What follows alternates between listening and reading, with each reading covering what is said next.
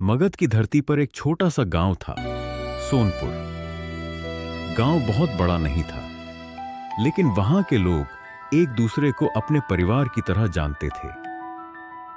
चारों तरफ हरे भरे खेत, आम और पीपल के पेड़, दूर बहती एक शांत नदी और उसके किनारे बना एक प्राचीन बौद्ध विहार इस गांव को विशेष बनाते थे। उसी गांव में एक व्यक्ति रहता था, धर्मदास। धर्मदास लगभग 55 वर्ष का था। उसके पास धन की कमी नहीं थी। अनाज के बड़े बड़े भंडार, कई खेत और एक सुंदर मकान था। गांव में उसका सम्मान भी था, लेकिन उसके जीवन में एक कमी थी। वह मृत्यु से बहुत डरता था। जब भी गांव में किसी की मृत्यु होती, धर्मदास कई दिनों तक बेचैन रहता। वह अपनी पत्नी गौरी से कहता, गौरी, पता नहीं मृत्यु के बाद क्या होता होगा। गौरी उसे समझाती, जिस दिन आना होगा उस दिन सबको जाना होगा, फिर आप इतना क्यों डरते हैं?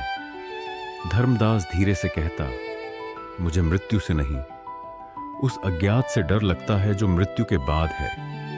उनका एक बेटा था, आरव। आरव अपने पिता से बहुत प्रेम करता था, लेकिन धर्मदास की एक आदत उसे परेशान करती थी। धर्मदास हर बात में कहता, अभी बहुत समय है, किसी गरीब को मदद की जरूरत होती, कल दे देंगे। किसी पुराने मित्र से मिलने की बात आती, अभी काम बहुत है, अगले महीने मिलेंगे। पत्नी कहती, बेटे के साथ कुछ समय बैठ जाइए। धर्मदास हंसकर कहता, पूरी जिंदगी पड़ी है। उसे लगता था कि उसके पास समय ही समय है, लेकिन समय किसी की प्रतीक्षा नहीं करता। एक दिन गांव के बाहर स्थित बौद्ध विहार में भगवान बुद्ध अपने कुछ शिष्यों के साथ ठहरे हुए थे। गांव के लोग उनके दर्शन के लिए जाते थे। एक शाम धर्मदास भी वहां पहुंचा। उसने बुद्ध को प्रणाम किया और कुछ देर चुपचाप बैठा रहा। बुद्ध ने उसकी ओर देखा। धर्मदास जी, भगवान, तुम्हारे मन में कोई प्रश्न है? धर्मदास चौंक गया। आपने कैसे जाना? बुद्ध मुस्कुराए। जिसके चेहरे पर प्रश्न लिखा हो, उसे पढ़ने के लिए शब्दों की आवश्यकता नहीं होती। धर्मदास ने सिर झुका लिया। भगवान, मुझे मृत्यु से भय लगता है। बुद्ध शांत रहे, फिर बोले, मृत्यु से भय क्यों? क्योंकि मुझे नहीं पता कि मृत्यु के बाद क्या होगा। बुद्ध ने सामने जलते दीपक की ओर देखा। धर्मदास, क्या तुमने कभी दीपक को बुझते देखा है? हां। और क्या तुमने यह पूछा कि दीपक की लौ कहां चली गई? धर्मदास चुप रहा। बुद्ध बोले, लौ कहीं जाती नहीं, परिस्थितियां बदलती हैं, इसलिए उसका दिखाई देना समाप्त हो जाता है। धर्मदास ध्यान से सुन रहा था। बुद्ध ने आगे कहा, मृत्यु को समझने के लिए मृत्यु से भागना नहीं, बल्कि जीवन को समझना आवश्यक है। धर्मदास ने पूछा, क्या मृत्यु के बाद मनुष्य अपने घर को देख सकता है? बुद्ध कुछ क्षण मौन रहे, फिर बोले, जिस मनुष्य का मन अपने मोह में बंधा हो, उसके लिए छोड़ना कठिन होता है। धर्मदास के चेहरे पर चिंता दिखाई दी। तो क्या मृत्यु के बाद भी मनुष्य अपने परिवार के पास लौट सकता है? बुद्ध ने सीधे उत्तर नहीं दिया। उन्होंने केवल इतना कहा, जहां मोह बहुत गहरा होता है, वहां मन को मुक्त होने में समय लगता है। धर्मदास के भीतर कुछ कांप गया। उसे पहली बार लगा कि शायद मृत्यु केवल शरीर का अंत नहीं, बल्कि उसके अधूरे मोहों की परीक्षा भी हो सकती है। उस रात धर्मदास घर लौटा। गौरी ने पूछा, आज बहुत शांत लग रहे हैं। धर्मदास बोला, आज बुद्ध से मृत्यु के बारे में बात हुई। आरव भी पास आकर बैठ गया। पिताजी, बुद्ध ने क्या कहा? धर्मदास कुछ देर बेटे को देखता रहा, फिर बोला, उन्होंने कहा कि हमें मृत्यु से पहले जीवन को समझना चाहिए। आरव मुस्कुराया, तो आप अब मृत्यु से नहीं डरेंगे? धर्मदास ने बेटे के सिर पर हाथ रखा। शायद नहीं, लेकिन उसी रात उसे एक अजीब सपना आया। उसने देखा कि वह अपने घर के आंगन में खड़ा है। पूरा घर अंधेरे में है। गौरी दरवाजे के पास बैठी रो रही है। आरव उसे पुकार रहा है, पिताजी वापस आइए। धर्मदास आगे बढ़ना चाहता है, लेकिन उसके पैर जमीन से चिपके हुए हैं। वह चिल्लाता है, मैं यहीं हूं, लेकिन उसकी आवाज किसी तक नहीं पहुंचती। तभी दूर से बुद्ध की आवाज सुनाई देती है, धर्मदास, जिसे तुम अपना समझते हो उसे छोड़ना सीखो। अचानक तेज हवा चलती है, दीपक बुझ जाता है और धर्मदास की आंख खुल जाती है। उसका शरीर पसीने से भीगा हुआ था। वह उठकर बैठ गया। गौरी सो रही थी। आरव भी दूसरे कमरे में सो रहा था। धर्मदास ने पानी पिया और खिड़की के बाहर देखा। आकाश में चांद चमक रहा था। उसने मन ही मन कहा, यह केवल सपना था, लेकिन उसके भीतर एक अनजाना डर पैदा हो चुका था। अगली सुबह सब सामान्य था। धर्मदास खेत पर गया, मजदूरों से बात की, अनाज के गोदाम का निरीक्षण किया। दोपहर में वह घर लौटा। गौरी ने भोजन परोसा। धर्मदास ने पहला निवाला ही लिया था कि अचानक उसके सीने में तेज दर्द उठा। उसने छाती पकड़ ली। गौरी गौरी घबरा गई। क्या हुआ? धर्मदास जमीन पर गिर पड़ा। आरव दौड़कर आया। पिताजी! गांव के वैद्य को बुलाया गया, लेकिन कुछ ही क्षणों में धर्मदास की सांसें धीमी पड़ने लगीं। उसने अपनी पत्नी और बेटे को देखा। उसकी आंखों में डर था। फिर उसने बहुत धीमी आवाज में कहा, आरव। जी पिताजी, मैंने बहुत कुछ कल पर छोड़ दिया। आरव रोने लगा। आपको कुछ नहीं होगा। धर्मदास ने गौरी का हाथ पकड़ा। मुझे माफ कर देना। गौरी रोते हुए बोली, ऐसा मत कहिए। धर्मदास की आंखें धीरे धीरे बंद हो गईं। घर में सन्नाटा छा गया। कुछ क्षण बाद वैद्य ने उसकी नाड़ी देखी। उसने सिर झुका दिया। धर्मदास की मृत्यु हो चुकी थी। गांव में शोक फैल गया। लोग इकट्ठा होने लगे। आरव अपने पिता के शरीर के पास बैठकर रो रहा था। गौरी बार बार कह रही थी, आपने कहा था पूरी जिंदगी पड़ी है, फिर इतनी जल्दी क्यों चले गए? लेकिन कोई उत्तर नहीं था। सूरज डूब गया। रात हो गई। धर्मदास का अंतिम संस्कार अगले दिन करने का निर्णय लिया गया। घर में दीपक जलाया गया। सब लोग धीरे धीरे सोने चले गए, लेकिन आरव अपने पिता के पास बैठा रहा। उसने पिता के चेहरे को देखा। पिताजी, अगर सच में कहीं सुन रहे हैं तो एक बार जवाब दीजिए। कोई उत्तर नहीं आया। रात के लगभग अंतिम पहर में आरव की आंख लग गई और तभी घर के मुख्य दरवाजे पर 3 बार दस्तक हुई। ठक ठक ठक। आरव की आंख खुल गई। वह घबराकर उठ बैठा। गौरी भी जाग गई। इतनी रात को कौन हो सकता है? दोनों ने एक दूसरे को देखा। फिर दरवाजे पर फिर दस्तक हुई। ठक ठक ठक। आरव धीरे धीरे दरवाजे की ओर बढ़ा। उसने पूछा, कौन है? बाहर से कोई आवाज नहीं आई। उसने दरवाजा खोल दिया। बाहर कोई नहीं था, लेकिन आंगन की मिट्टी पर गीले पैरों के निशान बने हुए थे और वे निशान दरवाजे से शुरू होकर सीधे धर्मदास के कमरे तक जा रहे थे। आरव का शरीर कांपने लगा। गौरी ने पीछे से पूछा, क्या हुआ? आरव ने कांपती उंगली से जमीन की ओर इशारा किया। दोनों की नजर उन पैरों के निशानों पर टिक गई और तभी धर्मदास के कमरे के भीतर से एक धीमी आवाज आई। आरव। दोनों पत्थर की तरह जम गए। वह आवाज धर्मदास की थी। रात का सन्नाटा और गहरा हो चुका था। धर्मदास के घर में जलता हुआ छोटा सा दीपक हवा के हल्के झोंकों से कांप रहा था। आरव दरवाजे के सामने खड़ा था। उसकी आंखें धर्मदास के कमरे पर टिकी थीं। अंदर से अभी अभी वही आवाज आई थी। आरव, गौरी का शरीर भय से कांप रहा था। उसने बेटे का हाथ पकड़ लिया। आरव, अंदर मत जाना। आरव ने धीरे से कहा, मां, वह पिताजी की आवाज थी। मुझे पता है, लेकिन पिताजी तो। गौरी की आंखों से आंसू निकल पड़े। हां बेटा, तुम्हारे पिताजी अब इस दुनिया में नहीं हैं। कुछ क्षण दोनों चुप रहे। फिर कमरे के भीतर से एक बार फिर आवाज आई, आरव, मुझे तुमसे कुछ कहना है। इस बार आवाज और स्पष्ट थी। आरव का डर थोड़ा कम हुआ। उसने मां का हाथ छोड़ा और कमरे की ओर बढ़ने लगा। गौरी पीछे से बोली, मत जाओ। आरव रुक गया। तभी बाहर अचानक तेज हवा चली। दीपक बुझ गया।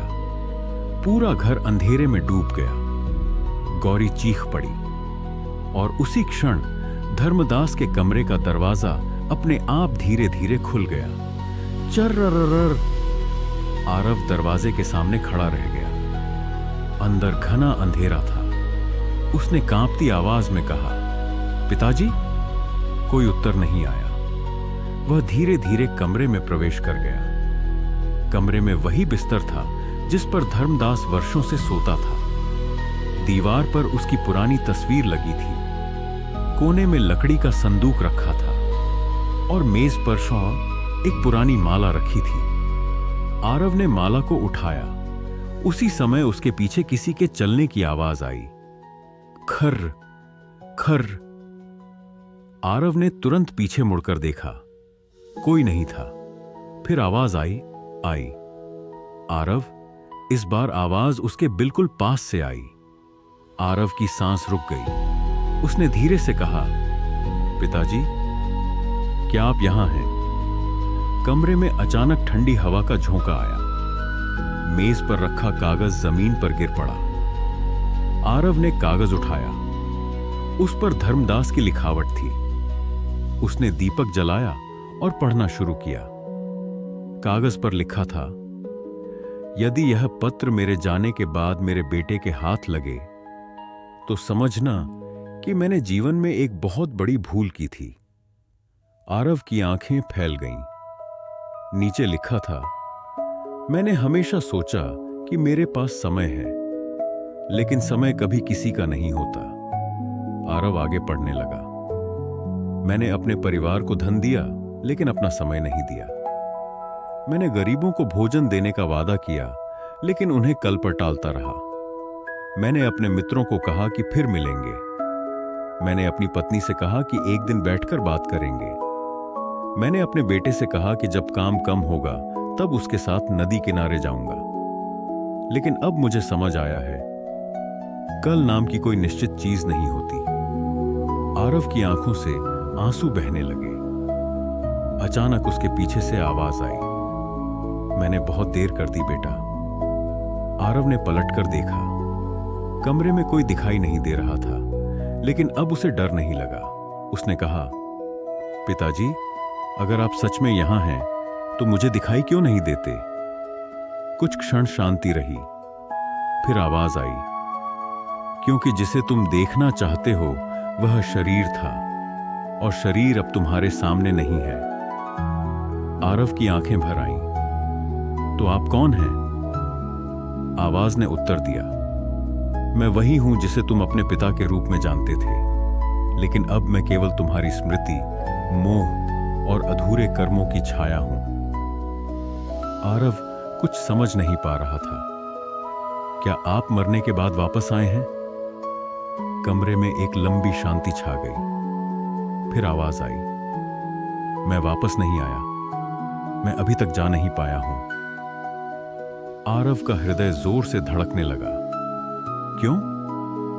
आवाज आई, क्योंकि मेरे मन में 3 बंधन हैं। कौन से? पहला, तुम्हारी मां के लिए चिंता। दूसरा, तुम्हारे लिए अधूरा प्रेम। और तीसरा। आवाज अचानक रुक गई। आरव ने पूछा, तीसरा क्या है? कुछ क्षण बाद उत्तर मिला, एक ऐसा कर्म जिसे मैंने जीवन भर छिपा कर रखा। आरव स्तब्ध रह गया। कौन सा कर्म? लेकिन इस बार कोई उत्तर नहीं मिला। कमरे का वातावरण अचानक शांत हो गया। आरव ने कई बार पुकारा, पिताजी। कोई आवाज नहीं आई। सुबह होने लगी। मुर्गे की पहली आवाज सुनाई दी। गांव के लोग धर्मदास के अंतिम संस्कार की तैयारी करने लगे। लेकिन आरव पूरी रात सो नहीं पाया। उसके मन में केवल एक बात घूम रही थी, मेरे पिता ने कौन सा कर्म छिपाकर रखा था। गौरी भी चिंतित थी। आरव ने उसे पूरी घटना बताई। गौरी कुछ देर चुप रही, फिर बोली, तुम्हारे पिता ने जीवन में कुछ बातें मुझसे भी छिपाई थीं। क्या? मुझे नहीं पता। मां, क्या आपको कभी लगा कि पिता किसी बात से परेशान रहते थे? गौरी ने सिर हिलाया। हां। किस बात से? गौरी ने धीरे से कहा, लगभग 20 साल पहले की बात है। तब तुम्हारे पिता बहुत अलग थे। एक रात वह घर लौटे थे। उनके कपड़ों पर मिट्टी लगी थी और चेहरे पर डर था। मैंने पूछा था कि क्या हुआ। उन्होंने कहा था, कुछ नहीं। लेकिन उसी रात मैंने उन्हें पहली बार भगवान बुद्ध के विहार में जाकर देर रात तक बैठे देखा था। आरव ने पूछा, क्या हुआ था उस रात? गौरी बोली, मुझे नहीं पता। लेकिन अगले दिन से तुम्हारे पिता ने उस पुराने जंगल की तरफ जाना बंद कर दिया था। आरव चौंक गया। कौन सा जंगल? गौरी ने घर के पीछे की दिशा में इशारा किया। वही पुराना साल का जंगल। आरव के मन में अपने पिता की आवाज फिर गूंज उठी, एक ऐसा कर्म जिसे मैंने जीवन भर छिपा कर रखा।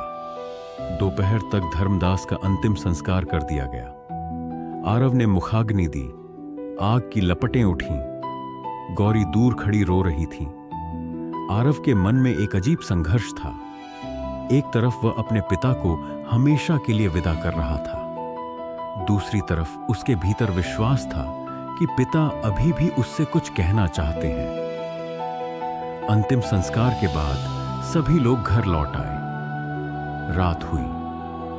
आज घर में पहले से ज्यादा सन्नाटा था। आरव ने पिता के कमरे में जाकर वह पुराना संदूक खोला। अंदर पुराने कपड़े, कुछ सिक्के, धार्मिक पुस्तकें और कई पत्र रखे थे। सबसे नीचे उसे एक कपड़े में लिपटी हुई छोटी सी लकड़ी की डिबिया मिली। उसने डिबिया खोली। अंदर एक पुरानी लोहे की चाबी थी। चाबी के साथ एक कागज था। उस पर केवल 4 शब्द लिखे थे, पुराने पीपल के नीचे। आरव के हाथ कांपने लगे। उसी समय कमरे में ठंडी हवा चली और पीछे से आवाज आई, वहां मत जाना। आरव तुरंत पलटा। पिताजी? इस बार आवाज में डर था। वहां मत जाना आरव। आरव ने पूछा, क्यों?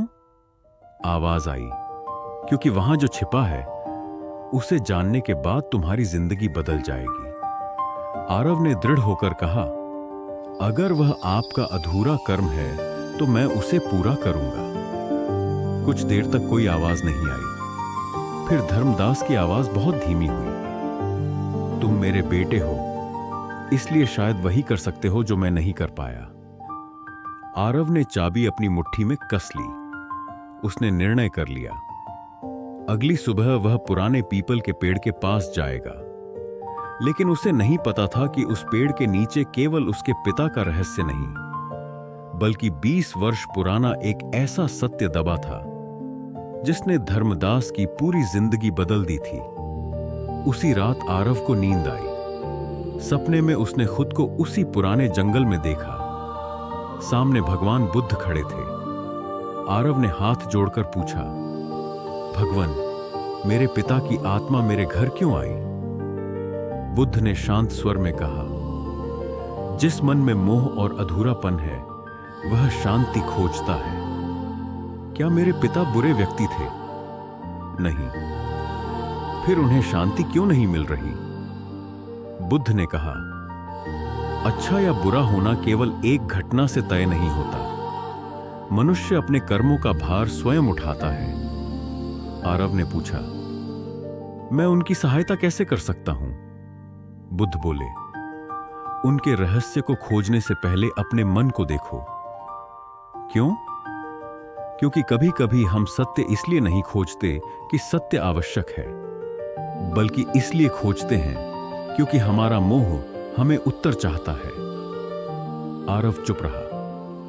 बुद्ध ने आगे कहा, याद रखना, मृत व्यक्ति को सबसे अधिक आवश्यकता तुम्हारे भय की नहीं, तुम्हारी करुणा की होती है। अचानक सपना टूट गया। आरव की आंख खुली। सुबह हो चुकी थी। उसने देखा, उसकी मुट्ठी में वही पुरानी लोहे की चाबी थी, लेकिन वह चाबी तो उसने रात में संदूक के अंदर रख दी थी।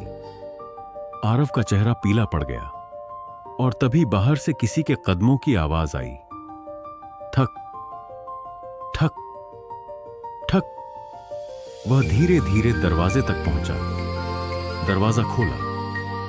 बाहर कोई नहीं था, लेकिन जमीन पर एक चीज पड़ी थी, एक पुराना लाल कपड़ा।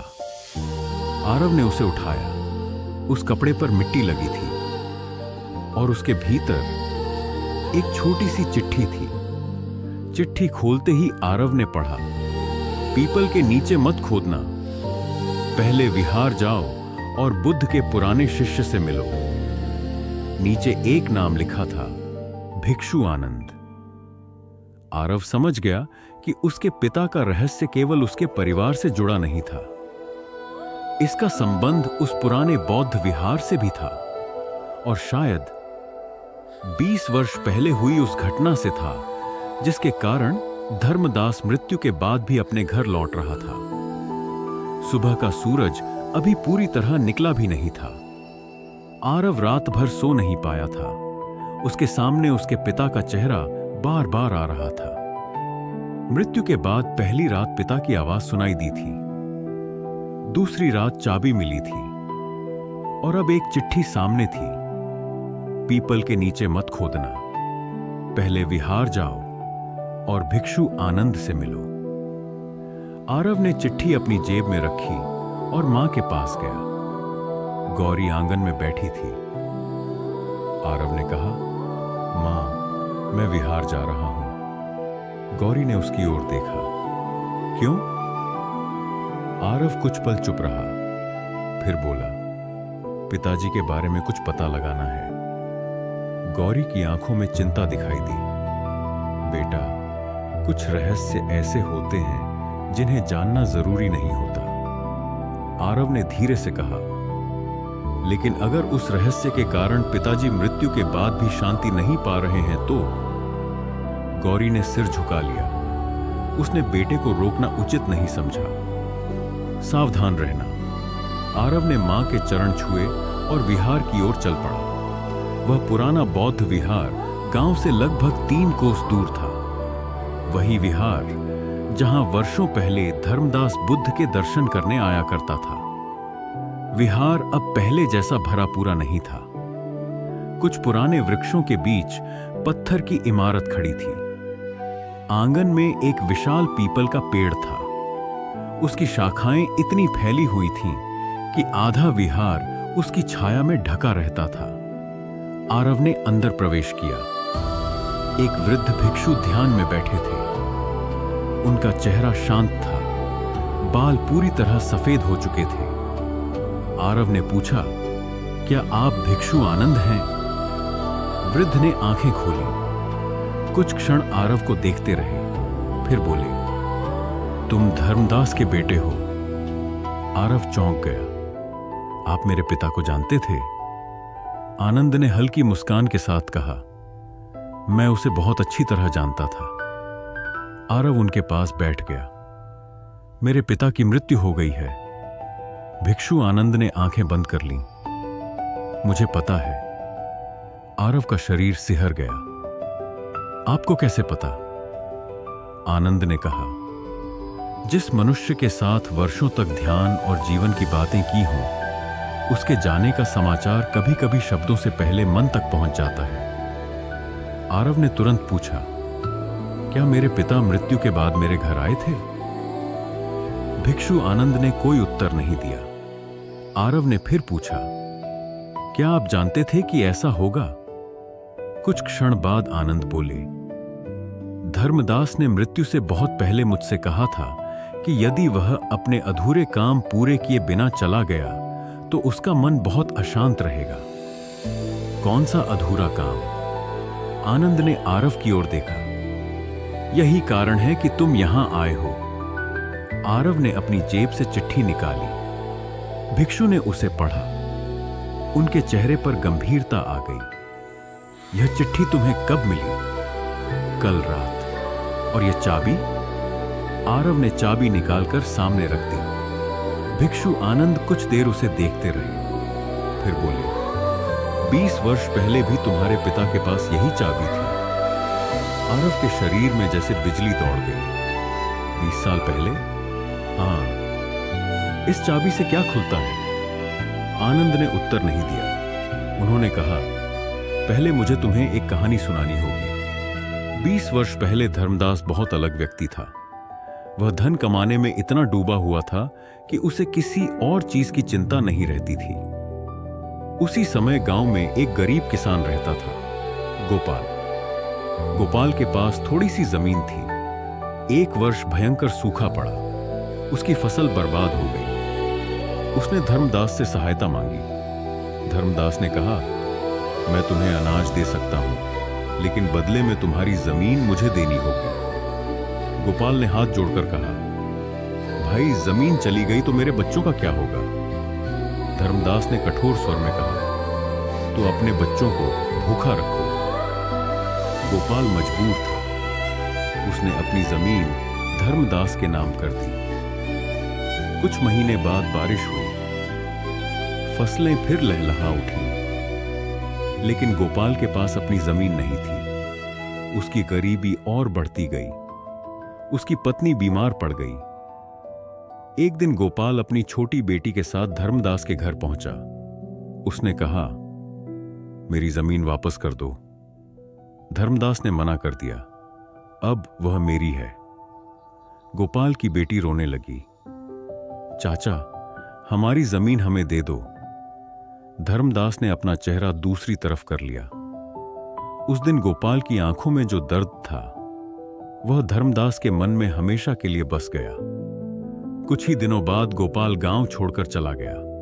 लेकिन जाने से पहले उसने धर्मदास से कहा, धन तुम्हारे पास रह जाएगा, लेकिन यह अन्याय तुम्हारे साथ जाएगा। धर्मदास ने उसकी बात पर ध्यान नहीं दिया। लेकिन उसी रात वह पहली बार अकेला बैठकर रोया था। भिक्षु आनंद ने कहानी रोक दी। आरव ने पूछा, क्या वह जमीन बाद में पिताजी ने वापस कर दी? आनंद ने धीरे से कहा, नहीं। फिर? यही रहस्य है। आरव बेचैन हो गया। कृपया मुझे सब बताइए। आनंद बोले, उस घटना के कुछ वर्ष बाद धर्मदास को पता चला कि गोपाल की मृत्यु हो चुकी है। आरव ने पूछा, उसकी बेटी? वह जीवित थी। कहां? आनंद ने उत्तर दिया, यही कहानी तुम्हारे पिता की आत्मा को तुम्हारे घर तक लेकर आई है। आरव स्तब्ध रह गया। वह लड़की कहां है? भिक्षु आनंद ने कहा, तुम्हारे पिता ने उसे खोज लिया था। कब? लगभग 10 वर्ष पहले। फिर क्या हुआ? आनंद कुछ देर मौन रहे। धर्मदास ने उसे बहुत धन देना चाहा। आरव ने कहा, तो फिर समस्या क्या थी? उस लड़की ने धन लेने से मना कर दिया। क्यों? उसने कहा, मुझे आपके पैसे नहीं चाहिए, मुझे केवल मेरे पिता का सम्मान चाहिए। आरव की आंखें नम हो गईं। फिर पिताजी ने क्या किया? आनंद ने कहा, धर्मदास ने उससे क्षमा मांगी। क्या उसने क्षमा कर दिया? उसने कहा, मैं आपको क्षमा करती हूं, लेकिन आपके मन को स्वयं को क्षमा करने में बहुत समय लगेगा। आरव ने धीरे से पूछा, वह लड़की अब कहां है? आनंद ने उसकी आंखों में देखा, यहीं, इस गांव के आसपास। आरव ने पूछा, उसका नाम? भिक्षु आनंद ने कहा, माया। आरव का चेहरा बदल गया। माया, उसे यह नाम परिचित लगा। कुछ क्षण सोचने के बाद उसे याद आया, गांव के पुराने हिस्से में रहने वाली एक वृद्ध महिला थी जिसे सब माया अम्मा कहते थे। आरव ने पूछा, क्या वह वही है? आनंद ने सिर हिलाया। हां। आरव उठने लगा, लेकिन भिक्षु आनंद ने उसका हाथ पकड़ लिया। अभी मत जाओ। क्यों? तुम्हारे पिता की आत्मा जिस बात से बंधी है वह केवल माया नहीं है। तो फिर क्या है? आनंद ने कहा, तुम्हारे पिता ने एक और गलती की थी। आरव चुप हो गया। कौन सी? भिक्षु आनंद ने सामने रखी एक पुरानी लकड़ी की पेटी खोली। उसमें कई पुराने दस्तावेज थे। उन्होंने एक पीला पड़ा हुआ कागज निकाला। इसे पढ़ो। आरव ने कागज लिया। उस पर लिखा था, मैंने जिस जमीन को अपना समझा वह मेरी थी ही नहीं। नीचे धर्मदास के हस्ताक्षर थे। आरव ने पूछा, यह क्या है? आनंद बोले, तुम्हारे पिता ने मृत्यु से कुछ दिन पहले यह स्वीकार किया था कि उन्होंने गोपाल की जमीन अन्याय से ली थी। तो उन्होंने जमीन वापस क्यों नहीं की? उन्होंने की थी। आरव चौंक गया। क्या? लेकिन बहुत देर से। कितनी देर? आनंद ने कहा, गोपाल के मरने के बाद। आरव ने सिर पकड़ लिया। तो जमीन किसे मिली? आनंद बोले, माया को। फिर भी पिताजी की आत्मा क्यों नहीं जा रही? आनंद ने गंभीर स्वर में कहा, क्योंकि मनुष्य केवल बाहरी चीजें लौटाकर मुक्त नहीं होता। फिर उसे अपने भीतर का अपराध भी स्वीकार करना पड़ता है। उसी समय विहार के बाहर तेज हवा चली। पीपल के पत्ते एक साथ हिलने लगे। आनंद ने अचानक आरव की ओर देखा। वह आ गया है। आरव घबरा गया। कौन? भिक्षु ने कहा, तुम्हारे पिता। आरव ने पीछे देखा। वहां कोई नहीं था, लेकिन मंदिर के भीतर रखा दीपक अचानक अपने आप बुझ गया। फिर एक हल्की आवाज आई, आनंद। आरव के रोंगटे खड़े हो गए। भिक्षु आनंद ने आंखें बंद कर लीं। धर्मदास, तुम अभी भी मोह में हो। आवाज आई, मैंने गलती की।